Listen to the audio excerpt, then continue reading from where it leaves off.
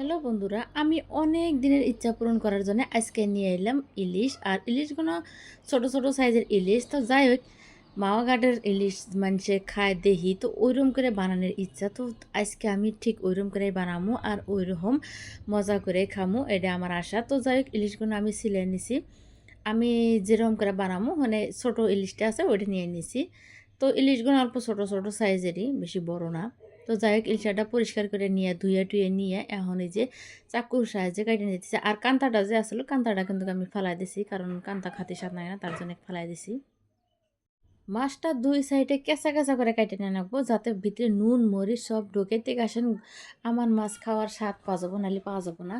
যদি মাছটা কাটা না যায় তাহলে কিন্তু ভিতরে নুন মরিচ কিছুই ঢুকবো না, খাতেও স্বাদ লাগবো না। তো যাই হোক, মাছটা কাটা পরিষ্কার করা হয়ে গেছে গা, ফেরা আবার ধুয়ে নিছি পানি দিয়ে। তো নেওয়ার পর দিয়ে দিলাম পর্যাপ্ত পরিমাণে শুকনা মরিচ, তারপর দিয়ে দিলাম হলদির গুঁড়া, স্বাদ মতো নুন দিয়ে ভালো করে মাখা নিতেছি। আর এবার করে ভালো করে মাখামু, যাতে মাছগুলো যে আমি কেঁচে নিছি প্রত্যেকটা মাছের কেঁচার মধ্যে যাতে নুন মরিচ সম্পূর্ণ ঢোকে, দেখাশান খাতি ভালো লাগবো। ওই হিসাবে অনেকক্ষণ সময় নিয়ে এটাকে মাখামু। তো মাখান শেষ, এখন আমি এনে মাছটা ভাজা নিমু। তো চুলায় একটা তাওয়া দিছি, তাওয়াটা গরম হয়ে গেছে গা, এখন দিলাম সর্ষের তেল। আর এরম করে মাছ ভাজবার চাইলে সর্ষের তেলের পরিমাণটা বেশি করে দিয়ে রাখবো, ঠিক আছে, ভালো লাগবো। আর ওই তেল দিয়ে যাতে ভাত খাওয়া যায় ওই রকম করে দেওয়া রাখবো। তো আমি মিডিয়াম দিয়ে নিছি, বেশি দিনে কমও দিনে যে পরিমাণে নাকবো ওই পরিমাণে দিয়ে দিছি। তারপর দিয়ে দিলাম মাছ, আর এখন যে দিয়ে দিলাম কাঁচামরিচ। এটা আমি কাঁচামরিচগুলো কি মাছের হাতে খামো, খাতে খুবই স্বাদ লাগে। কেউ কেউ খায় শুকনা মরিচ, তো আমি কাঁচামরিচগুলো দিয়ে নিছি। আর কাঁচামরিচগুলো ভালো করে উল্টায় পাল্টায় নাড়াচাড়া করে নিতেছি, যাতে দুই পিঠ সমানে ভাজা হয়।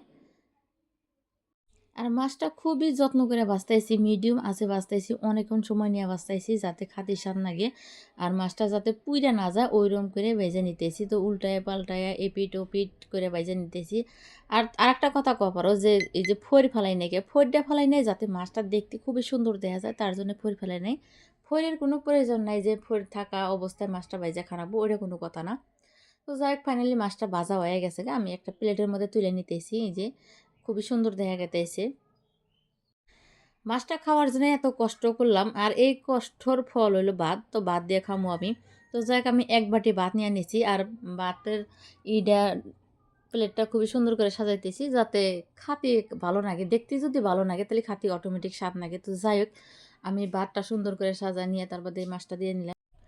তো এই যে কাঁচামরিচ কীভাবে খাই আমি দেখাইতেছি। যে কাঁচামরিচ খানিক ছিঁড়ে নিলাম, তারপর নিয়ে নিলাম মাছ, নিয়ে এখন মুহি দিয়ে কহামু যে এটা কত স্বাদ লাগতেছে। তো আমার কাছে তো খুবই ভালো লাগতেছে। তো তোমার কাছে যদি এই ভিডিওটা ভালো লাগে তাহলে লাইক শেয়ার কমেন্ট করে দিও। তো আজকের মতো তোমার থেকে বিদায় নিতেছি, আবার আসবো কোনো নতুন রেসিপি নিয়ে। ততটা আমরা সুস্থ থাকো, ভালো থাকো।